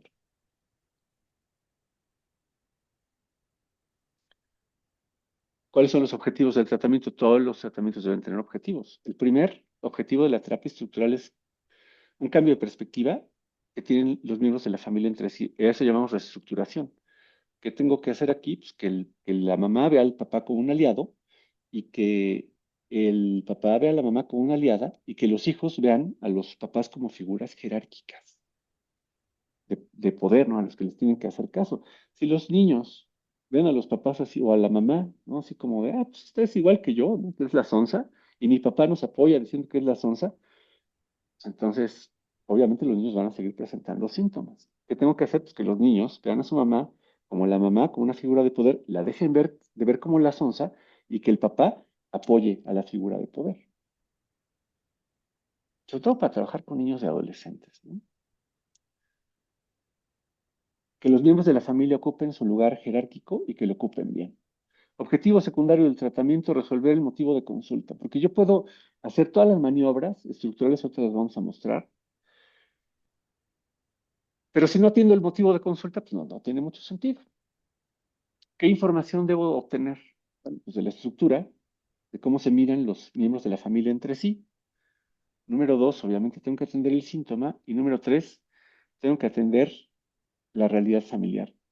¿A qué se refiere esto? Pues a los significados que son importantes para la familia. A lo mejor aquí para la mamá es muy importante la escuela y para el papá no. Y de ahí viene este choque entre la perspectiva parental. El libro que manejamos es el libro de Técnicas de Terapia Familiar, que es uno de los libros que yo creo que son más explícitos con respecto de qué hacer en la sesión, pero tiene 30 subtécnicas. Entonces, aquí siempre les decimos a los alumnos, es prácticamente imposible. Nosotros estaríamos cometiendo un error pedagógico grave si le pidiéramos a los alumnos que tuvieran 30 técnicas aquí en la cabeza a la hora de intervenir con una familia. No se puede, te vuelves loco. Imposible. Nadie puede hacer eso, o sea, ni Minuchin, yo creo. O sea, ni el mismo Minuchin tenía sus 30 subtécnicas aquí. ¿Cómo le hacemos? Bueno, pues las resumimos las 30 en tres, ¿no? Preguntas circulares y lineales, escenificaciones, se refiere a ordenar a los miembros de la familia que conversen entre sí para ver cómo bailan y no que me hablen de la música, y las iluminaciones para evidenciar los errores jerárquicos. Fíjense qué bonito va a estar esto, ¿eh? Vamos a darles aquí un ejemplo de este caso. Angie va a ser la terapeuta. No tenemos guión, simplemente tenemos el marco de referencia de la terapia familiar estructural. Aquí están José, María, Fernando, de 8 años, y Pía, de 5. Bien, cuéntenme qué les hizo buscar un tratamiento familiar. Pregunta súper enfocada en el síntoma. Entonces aquí la mamá va a decir, es que mis hijos no me hacen caso y son muy groseros conmigo. Ujú. Ya estoy harta de que no me levanto y siempre es pelear para que se pongan el uniforme, para el desayuno, y yo siento que José no me ayuda.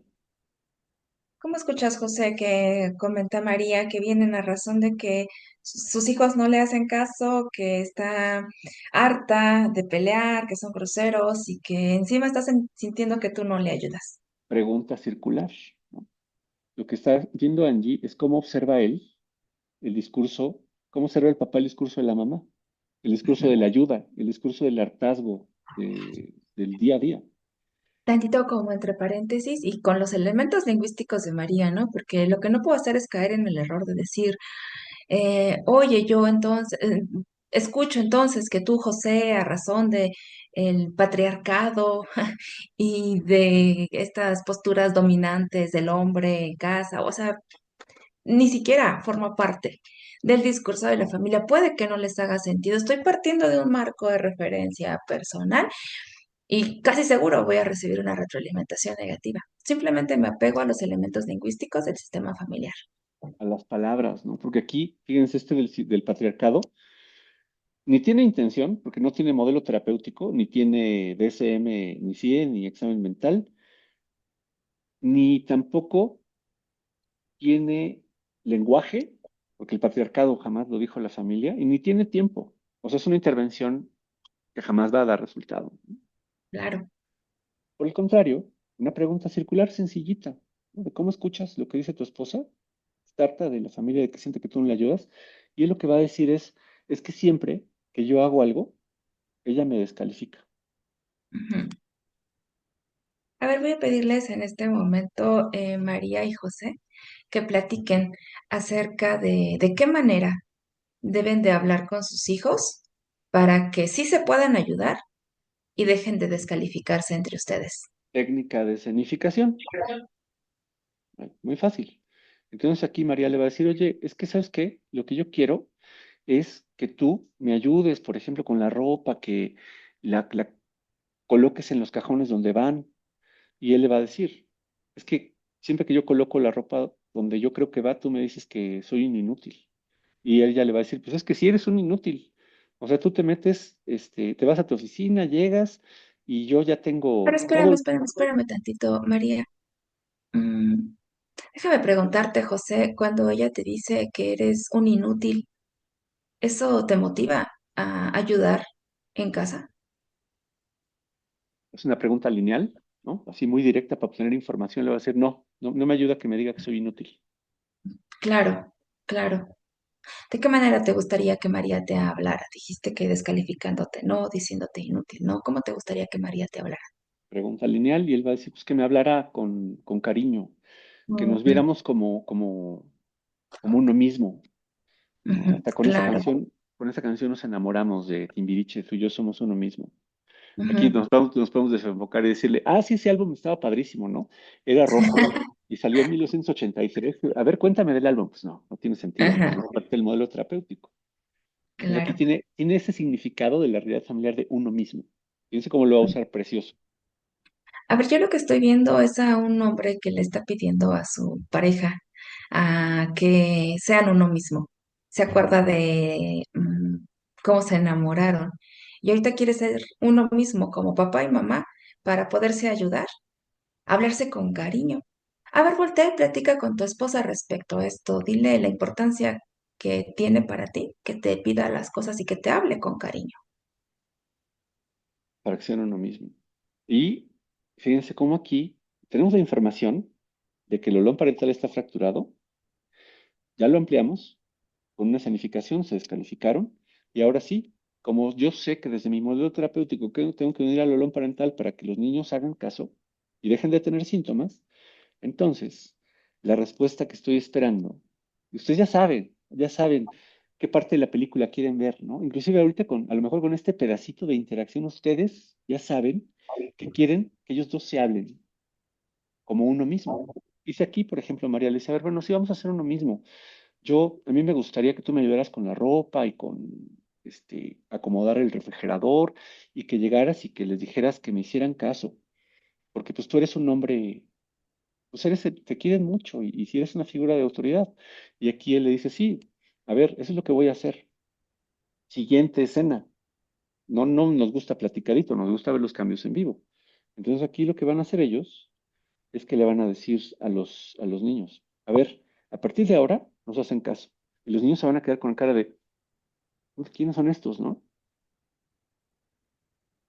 Y Muy bien, obviamente, Angie, ajá, perdón, voy a confirmar la pauta con María. En este momento estás sintiendo que tienes ese apoyo de tu esposo o y con ella le él, va a ¿no? decir, desde Ah, luego, perdón, pues sí, claro. sí, sí siento, ¿no? A ver, Y en este ejecútenlo, momento, ándale, muy bien. Sean uno mismo, ¿no? ándale, ejecútenlo. Y ya si los papás le pueden poner límites a los niños, hablamos del síntoma que es que hagan caso, etcétera, etcétera. A la siguiente sesión, seguramente los niños se van a portar mejor. En una sesión. Ujú. Voy a iluminarlo, ¿no? Yo lo que estoy viendo es un papá y una mamá que cuando pueden ser uno mismo, cuando se ayudan, cuando dejan de lado quitarse autoridad, decirse inútil, logran que sus hijos les hagan caso. Déjenme felicitarlos, María José lo están haciendo de maravilla. ¿Ok? ¿Cómo logramos esto? Pues con tres técnicas: preguntas circulares, lineales, escenificaciones, ordenar a la familia e iluminar, evidenciar los errores jerárquicos, pero también iluminar las pautas que favorecen el buen funcionamiento estructural. Vamos con la terapia centrada en soluciones, facilísimo. Siempre hay excepciones a los problemas, por muy graves que parezcan, y todos los usuarios cuentan con recursos y habilidades personales. Aquí están esas pelotitas, fíjense cómo va la animación. Problema, problema, problema, problema.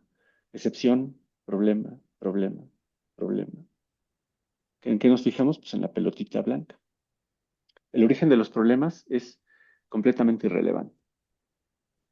Aquí, ¿en qué nos fijamos? Pues en la situación problemática, en las excepciones al problema, recursos personales y objetivos terapéuticos. ¿Cómo son los objetivos terapéuticos? Para todos los malos terapéuticos debería ser conductas observables, medibles, personales, que significan la resolución del problema en cuanto a frecuencia, intensidad o cambio de perspectiva.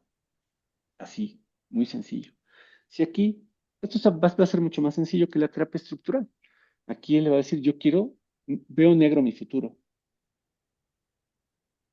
Le va a decir Angie, Me haces pensar que te gustaría ver algún otro color en tu futuro. ¿Es así?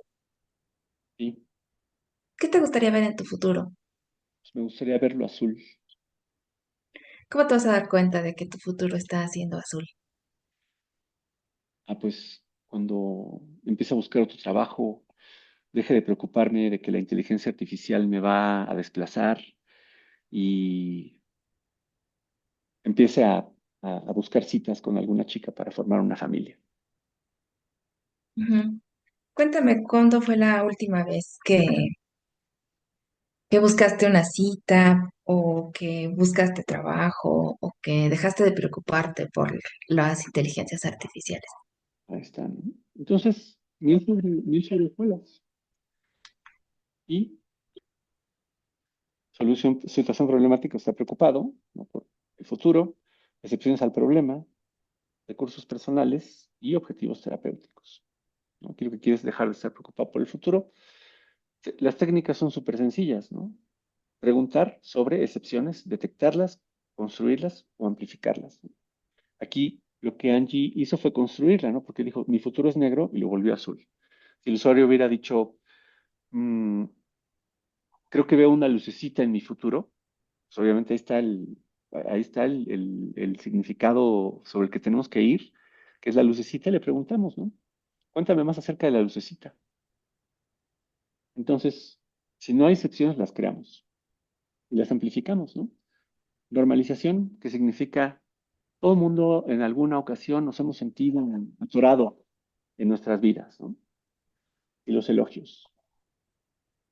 ¡Wow!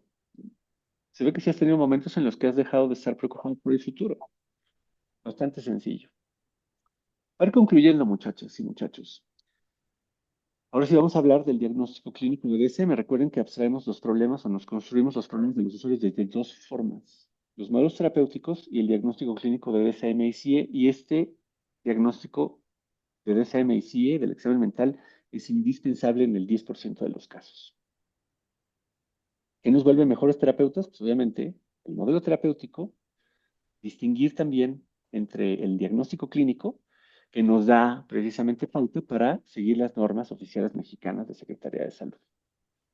Perdón, Jorge, no quisiera que se acabara este encuentro sin hablar de la pregunta de Araceli que creo que podemos Ah, plantear ok. desde esta diapositiva de los aspectos legales. Hablando de las disposiciones oficiales para ejercer la psicoterapia, es importante que la ejerzamos con una licenciatura en psicología, una maestría en caso de CDMX y alguna especialidad, diplomado, curso que nos avale como terapeutas. Por ejemplo, ustedes salen del diplomado de terapia familiar como terapeutas familiares. Lo que no puedes hacer es, por ejemplo, brindar terapia. Cognitivo-conductual. Ándale, porque tu diploma no te avala como ese tipo de terapeuta. Se tiene que haber congruencia entre lo que dice tu diploma, tu certificado y lo que estás ejerciendo, que tiene que ver con los procedimientos obligatorios. Muchos de nuestros alumnos dicen, oye, saliendo del curso, ¿podemos ejercer como terapeutas familiares y terapeutas individuales? Y la respuesta es sí, cumpliendo con disposiciones oficiales de Secretaría de Salud y de Secretaría de Educación Pública. Ahora, esta pregunta de Araceli dice, si aún no estoy titulada, ¿puedo recabar la firma de los documentos? ¿Puedo ejercer como terapeuta? Aquí les va la razón por la cual no aceptamos ni contadores, ni arquitectos, ni abogados, nada. O sea, aceptamos pasantes de psicología, sí. Aceptamos alumnos de psicología, sí. Por supuesto que sí. ¿Por qué? Porque, miren, más o menos como no sé, entre el 55 y el 60% del personal operativo de Secretaría de Salud, que ahora es como todo es IMSS Bienestar, son pasantes. ¿Y qué es lo que hacen? Los pasantes pues, atienden pacientes y quien firma las notas clínicas, pues los adscritos, no los médicos que ya están titulados. Eso es completamente válido y está regulado precisamente por la Ley General de Salud aquí en México. Entonces, ¿qué hacemos nosotros con nuestros alumnos que son pasantes o que son estudiantes? Ellos atienden a las familias, atienden a los usuarios en la práctica clínica del diplomado y quienes firman las notas clínicas son los supervisores, ¿no? Que tenemos cédulas de licenciatura y de posgrado. Claro que se puede. Ahora, estamos en un problema grave, porque hay un chorro de cursos que sí lo hacen. Estamos en un problema grave. Si yo tengo un curso en el que tengo práctica clínica, que siento que son escasos los cursos, y entonces tengo a un alumno que es abogado, pues ¿cómo ese cuate va a hacer su nota clínica? O Claro. sea, no, ¿por qué pondrías a un abogado a ver un paciente que tiene problemas respiratorios? Ujú. Se puede. Por eso no aceptamos otro tipo de alumnos que no sean psicólogos. Así, fácil, ¿no? O Claro. que tengan estudios de posgrado, por ejemplo, ¿no? O sea, que sean pasantes de una maestría en cualquier tipo de terapia, eso sí, sí, sí, sí, sí aceptamos, ¿no? Pero así que tú digas, oye, soy licenciado en comunicación y quiero estudiar tu diplomado, no, no se puede, porque legalmente nos metemos en un problema. Dice aquí Gracie, yo tengo una duda, así como mueven a los miembros de la familia con los muñequitos, así también se hace con las personas físicamente, es decir, cambian a las personas. Claro que sí, por supuesto que sí cambiamos a las personas en la consulta, regresando a la terapia estructural. Fíjense, Gracie, qué buena pregunta. Si yo quiero aquí que la mamá y el papá hablen, ¿qué tengo aquí en medio? Claro. Pues a los niños, ¿no? ¿Pueden hablar? ¿No? Tengo que, inclusive si el papá es aliado de los niños, ¿a dónde lo paso? Pues para acá, ¿no? Inclusive si tengo, no sé, no tenemos, trabajamos siempre con sillas. Entonces, pues yo pongo una silla aquí en medio y pongo a hablar a los papás. ¿Por qué? Porque mi intención es la de fortalecer el olón parental. Ahorita me acuerdo que una vez nos hicieron una pregunta en un webinar, me parece también, que nos dijeron, oye, yo para trabajar con los adolescentes me compré unos puffs, ¿no? De esos que son como pelotas que están rellenas de un material como flexible, y ahí los pongo a trabajar y me siento con ellos y todo. Y es lo mismo que los juguetes. O sea, el mobiliario sirve al modelo terapéutico, no el modelo terapéutico sirve al mobiliario. Si necesitas, por ejemplo, una sala para trabajar con terapia familiar, pues sí, pero también se puede con sillas. Creo que las sillas son más fáciles de mover. Las sillas y los sillones sirven a la terapia familiar, no a la terapia familiar a las sillas y a los sillones, pero sí, en efecto, hay que mover a los miembros de la familia. Si aquí tengo una abuela que descalifica a los papás, ¿qué hago yo? Pues la paso hasta acá, ¿no? Y a ver, papás, hablen, ¿no? O la paso conmigo, así, a ver, observe, para dejar a los papás platicar. Ok, chicas, entonces, ¿qué es un buen terapeuta? Pues conoce las disposiciones legales, conoce modelos terapéuticos y sabe manejar el diagnóstico clínico a partir del examen mental y los manuales de diagnóstico de DSM y CIE. Muy brevemente, muchachas, ya lo vimos hace rato, ¿no? Aquí tenemos un inicio de la sesión. Esta diapositiva la pasamos en todos los webinars y en todos nuestros cursos porque es fundamental, porque creemos que le ha ayudado a muchos alumnos a salvar vidas de los pacientes realmente. ¿Qué tenemos aquí?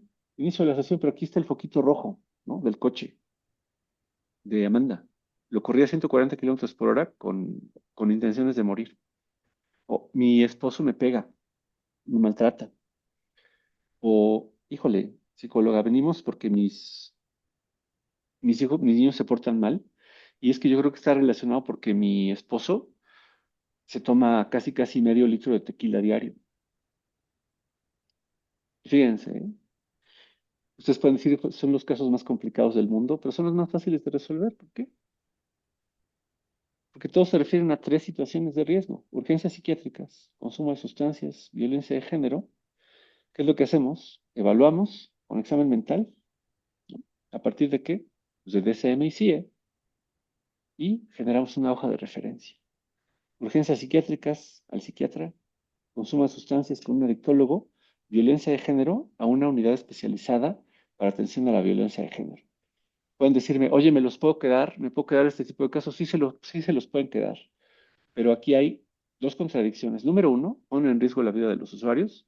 Y número dos, no están cumpliendo con estas tres normas oficiales, porque no estamos sacando de la manga. ¿Sí? Esto es lo que deben hacer, ¿no? Esto es lo que dicen las normas oficiales y creo que nos ayudan a ser terapeutas más conscientes y más efectivos, ¿no? No es nada más porque hay que seguir las normas.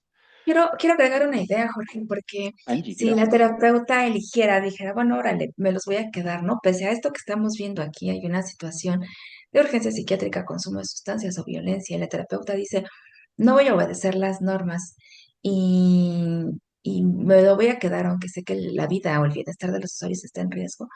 Voy a agregar una tercera problemática, y es que tus intervenciones van a funcionar poco o nada. Porque las personas, claro que esa situación de riesgo les está afectando. Esta chava va a seguir las sesiones subsecuentes, por ejemplo, la que se sube al carro y maneja 140, te va a seguir todas las sesiones subsecuentes hablando de esa situación. Y tu modelo podrá ser el más efectivo, tú podrás ser la terapeuta más fregona. Sin embargo, mientras haya una situación de riesgo, estos niños que se sienten muy mal porque el papá se toma media botella de tequila diario, los niños se van a seguir sintiendo mal porque van a regresar a casa donde el papá sigue consumiendo esa cantidad de alcohol. Entonces, simplemente es poco resolutivo. Ajá, entonces fíjense, son tres desventajas, ¿eh? Esta no la recordaba, pero qué bueno que Angie la trajo a la conversación. Número uno, pones en riesgo la vida de los usuarios. Número dos, la voy a subir al número dos, esta que dice Angie, que es, vas a tener los resultados parciales, por muy bueno que sea tu modelo terapéutico. Y número tres, no cumples con las disposiciones oficiales de Secretaría de Salud. Me van a decir, oye, Jorge, pero ¿qué pasa, no? Por ejemplo, si no cumplo. En realidad, muchachas y muchachos, aquí en México no pasa nada. O sea, al COFEPRIS, que es la Comisión Federal para la Protección de Riesgos Sanitarios, es, digamos, con la unidad que verifica las instituciones de salud, como nuestros consultorios, por ejemplo, trae en la mira a los centros de internamiento para consumo de sustancias. A los psicólogos, pues, como que de repente, ¿no? Para que una autoridad sanitaria venga a tu consultorio, alguien tiene que quejarse. Y les va, fíjense, ¿no? A propósito del Halloween, una historia de terror. Yo tengo aquí a la chica de, del coche, de los 140 kilómetros por hora, y la atiendo. Estoy fuera de tiempo, ¿no? No estoy haciendo mis intervenciones desde ningún marco de referencia. Y aparte estoy metiendo lenguaje patológico, así como de, mira, la vida es bonita y tú estás remensa, ¿no? Y resulta que la chica se va y a la siguiente sesión ya no regresa Dices, híjole, ¿qué le pasó, no? O sea, y se va y no duermes. ¿Pero qué creen? Claro, De repente, si la mamá se queja con una autoridad sanitaria y dice, ¿sabes qué? Mi hija estaba yendo con la psicóloga, entonces, de repente, ahora sí, va a llegar un verificador y te va a decir, a ver, ¿usted es la terapeuta de la señorita Amanda Jiménez? No, pues sí. Primer lugar, ¿no? Aviso de funcionamiento. No, pues no tengo. Este, expediente clínico. No, pues no hice. Notas clínicas, no, pues tampoco. Hoja de referencia, no, no tampoco. Estás metido en un problema gravísimo con COFEPRIS. Aquí en México no pasa, casi. Pero cuando pasa, pasa, híjole, ¿no? Te vuelven un ejemplo nacional. Y luego nos dicen nuestros alumnos, oye, ¿me puede pasar a mí? Y nuestra respuesta es nunca, ¿no? Porque saliendo de este curso, si llega el verificador, en primer lugar, jamás vas a dejar ir a una usuaria en claro. estas condiciones, en primer lugar. Pero vamos a suponer que sí, ¿no? Que hiciste tu sesión, examen mental, mandaste llamar a la mamá, hiciste la hoja de referencia, te firmaron una solicitud de referencia que da fe de lo que tú hiciste, tienes tu expediente clínico, notas clínicas, aviso de funcionamiento, todo en orden. La usuaria se va y de repente no regresa y la chica se suicidó porque no fue, porque la mamá no la llevó al psiquiatra y de repente la mamá se queja con Cofepris, ¿no? Entonces llega el verificador y le va a decir a Angie, psicóloga Angélica, a ver, usted es la terapeuta de Amanda Jiménez. Sí, sí soy. Aviso de funcionamiento, aquí está. Expediente clínico, aquí está. Registro de expedientes clínicos, aquí están también. Oiga, el título, cédula, a la vista, sí, aquí está. Ok, muy bien. Enséñeme el expediente. Aquí está. Notas clínicas. Sí, aquí yo escribo que la señorita Amanda tenía estos síntomas. ¿Y usted qué hizo? Ah, pues aquí está la hoja de referencia. Ah, muy bien. Usted hizo todo lo que le correspondía. Entonces también es importante, ¿no? Cumplir con las normas oficiales mexicanas. Que, miren, les voy a decir una cosa, es bien sincera. Nosotros somos el único curso en México, el único. O somos los únicos cursos en México que realmente se toma muy en serio el manejo de las disposiciones legales. ¿Por qué? Pues porque se transforman en herramientas terapéuticas. Pero para manejar las disposiciones legales, pues tienes que tener en la cabeza el DCM y el CIE. Y no todo el DCM y el CIE. O sea, realmente tenemos por ahí tres sesiones, ¿no? Cuatro. Una de manejo de expediente clínico, una de manejo de urgencias psiquiátricas, una de manejo de consumo de sustancias y una de manejo de violencia, que yo creo que todos estos módulos deberían estar en cualquier curso de psicoterapia. Aparte, obviamente, de los modelos terapéuticos, ¿no? Muchos de nuestros alumnos nos dicen, oye, y ¿ustedes nos ayudan a poner nuestros consultorios? Pues claro, ese es el objetivo. Es el objetivo de este curso. Entonces, ¿cuáles son las normas oficiales que regulan el manejo de las situaciones del riesgo? Aquí están las urgencias psiquiátricas de la NOM 025 de psiquiatría, el consumo de sustancias de la NOM 028 y la violencia de género de la NOM 046. ¿Cómo evaluamos el riesgo? Muy fácil, ¿no? Frecuencia, intensidad y con criterios diagnósticos de DSM. Y si no se lo tienen que saber todo de memoria, tienen que tener los puntos clave de estos manuales. Aquí están, ¿no? La 025 de psiquiatría, 028 de adicciones y 046 de violencia de género. Si ustedes quieren descargar la presentación, al ratito nos los va a mandar un link al final de este webinar y pueden acceder a la página. Yo creo que como a las 4 de la tarde ya está listo el video y está lista también la presentación. Ahora, por ejemplo, descríbanos, piensen en el peor problema que les va a presentar un usuario. O sea, que sea real, ¿no? Porque tampoco es así de, atendí a un psicópata. Pues un psicópata jamás va a llegar a tu consultorio porque no tiene necesidad de cambio. Un esquizofrénico, pues tampoco. O sea, el esquizofrénico no va a decir, necesito, ¿no? Un niño con Asperger o con autismo, pues tampoco. ¿Quién te va a llevar a este tipo de casos? Pues los familiares, ¿no? Y ahí sí podemos trabajar con ellos. Pero piensa en el peor caso, así en el peor caso que se les ocurra. ¿Listo? O se resuelve con un modelo terapéutico, o se resuelve con una hoja de referencia para psiquiatría, o se resuelve con una hoja de referencia para un adictólogo o para una unidad de violencia especial, una unidad especializada de violencia. Por eso decimos, con toda la seguridad del mundo, ¿no? Puedes atender, después de terminar este curso, puedes atender cualquier caso de terapia familiar o de terapia individual de manera exitosa. Cuando decimos cualquier caso, realmente decimos cualquier caso. Ok, para concluir, nuestra meta, ¿no?, con nuestros alumnos es que conozcan las intenciones de cada una de sus preguntas e intervenciones, ¿no? Saber qué quieren lograr, obtener información o intervenir. Tener la capacidad de predecir el resultado de una intervención, saber si su intervención funcionó y si no funcionó, cómo reformularla. Que tengan un marco de referencia sólido, ¿no? O sea, un modelo terapéutico o criterios de DSM y de CIE.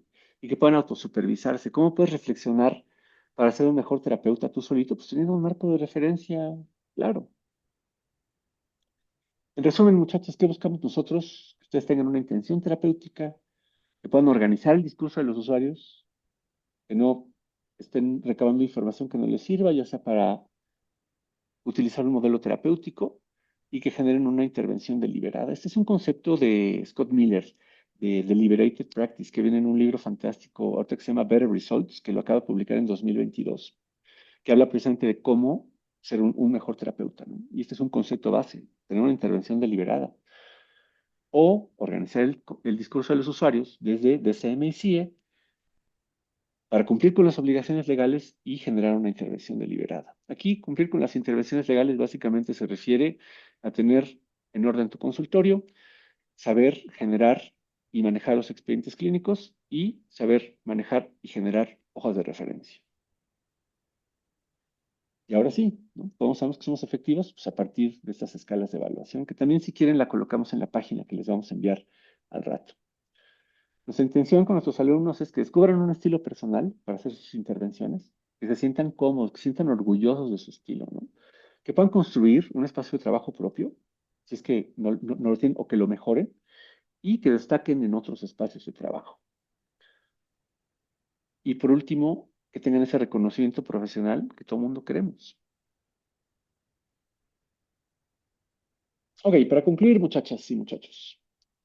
Los invitamos al 90 diplomado en terapia familiar. Ustedes pueden decir, ¿llevan 90 ediciones? Y la respuesta es sí, esta edición es la número 90. Lo hemos llevado a cabo desde hace 15 años. Es un curso que ha permanecido a lo largo del tiempo y tiene certificación por parte de Secretaría de Salud a partir del Hospital General Pachuca y su departamento de enseñanza e investigación. Creo que es uno de los poquitos cursos también en México que tiene certificación por parte de Secretaría de Salud. ¿Qué distingue nuestro curso, muchachas? Siempre ofrecemos un aprendizaje profesional, práctico y sobre todo que ustedes vengan y se la pasen bien. Creo que como el día de hoy, ¿no? Que el tiempo, no sé si se les ha hecho rapidísimo. A nosotros siempre como profesores se nos van las horas así rápido. Que este curso aborda obligaciones legales y de diagnóstico clínico, que somos de los poquitos cursos en México. Y tenemos un módulo de práctica clínica supervisada con pacientes individuales y familias reales para que ustedes puedan poner a prueba el conocimiento y digan, ¿sabes qué? Todo lo que aprendí sí sirve, ¿no? Y ya lo viví, o sea, ya vi que sí sirve. Siempre van a contar con un grupo de WhatsApp, inclusive terminando el curso, tenemos alumnos que nos escriben de las ediciones número 30, ¿no? 50, oye, ¿qué hago con este caso? ¿Qué hago con este caso? Y el grupo se mantiene, ¿eh?, como un grupo de apoyo en WhatsApp. Todo lo manejamos por WhatsApp en cuanto a aspectos administrativos, pero cuando termina el curso se vuelve un grupo de apoyo. ¿Qué van a poder hacer después del curso? Nos van a poder generar procesos terapéuticos exitosos y breves. Exitosos en cuanto a la resolución del problema que les presente la familia o el usuario, disminución de frecuencia o intensidad en cuanto a la conducta no deseada, cambio de perspectiva o la satisfacción del usuario con el proceso terapéutico. Breve, de 1 a 10 sesiones. Aunque déjenos decirles que en las prácticas clínicas del diplomado en terapia familiar, los usuarios que atendemos, tanto familias como pacientes individuales, utilizan entre 1 y 3 sesiones. De cambios permanentes que de acuerdo a Fish, Wickland y Siegel, del modelo del Mental Research Institute deben durar al menos 6 meses. Y que estén apegados, por favor, a las disposiciones legales. Eso que quiere decir saber manejar expediente clínico y las hojas de referencia. ¿Qué contiene el curso? Bueno, pues tiene un módulo de bases teóricas y manejo del expediente clínico en primer lugar, dos modelos estructurados de la terapia sistémica, la terapia familiar estructural que acabamos de revisar un poco y el modelo de la terapia centrada en el problema del Mental Research Institute. Cuatro modelos postestructurados, la terapia centrada en soluciones, la terapia colaborativa, que ahora se llaman prácticas colaborativas, la terapia narrativa y los equipos de reflexión. Y un elemento que debe contener todo curso en psicoterapia, un módulo de diagnóstico clínico de las situaciones de riesgo, obligaciones legales y práctica clínica supervisada. ¿Qué les va la información del curso, muchachos y muchachas? Está dirigido exclusivamente a psicólogos, pasantes y estudiantes de psicología.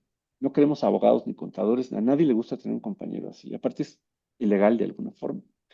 Inicia este sábado 22 de noviembre de 2025 y tiene una duración de 13 meses.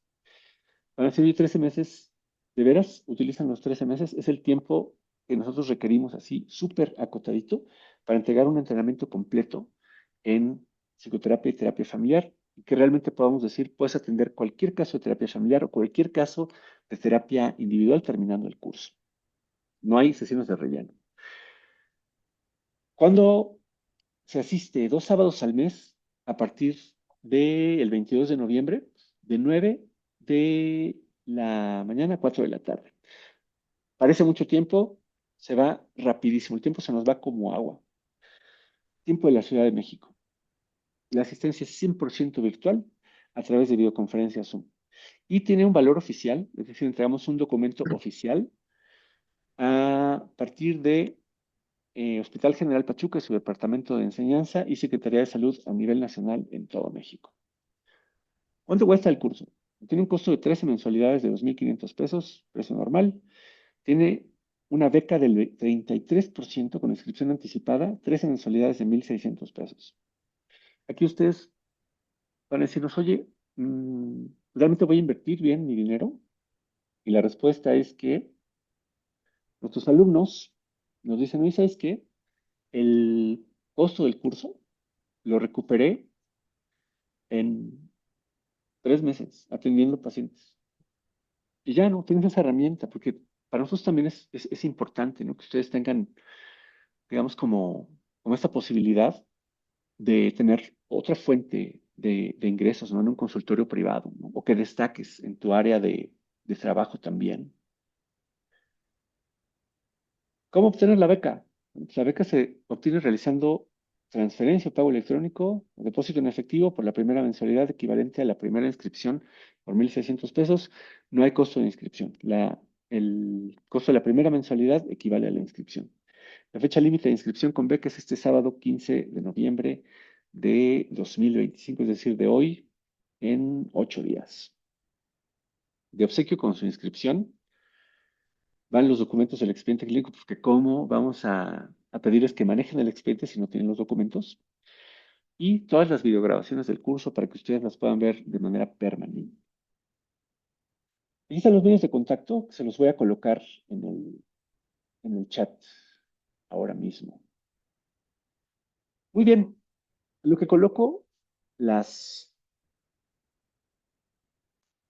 los medios de contacto, no sé si tengan alguna pregunta con respecto del curso, con respecto del webinar del día de hoy. Sientan la confianza, por favor. Dices, Grace, realmente son maravillosos, profesores, muy buenos, gracias. Gracias por las felicitaciones. Gracias, bienvenida. Te esperamos en el curso. Gracias, Grace. Y bienvenida. Ok, gracias por las felicitaciones. Voy a colocar aquí los medios de contacto para que ustedes puedan disponer de la presentación y del webinar del día de hoy.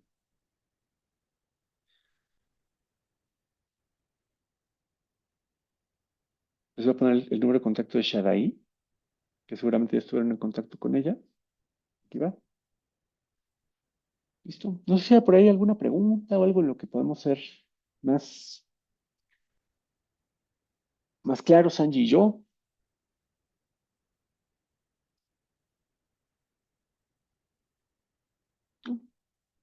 Angie, no sé si quieras por acá también despedirnos del, del webinar del día de hoy.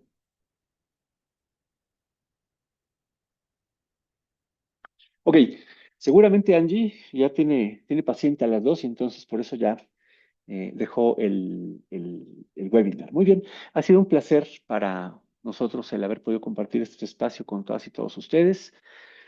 Em, claro que esperamos verlos en el curso del 90 Diplomado en Terapia Familiar.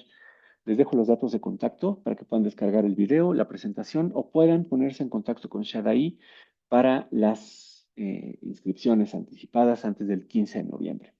Que pasen muy bonito sábado y estamos en contacto. Hasta pronto, muchachos y muchachas. Hasta gracias. Estamos también en sintonía. Gracias, gracias.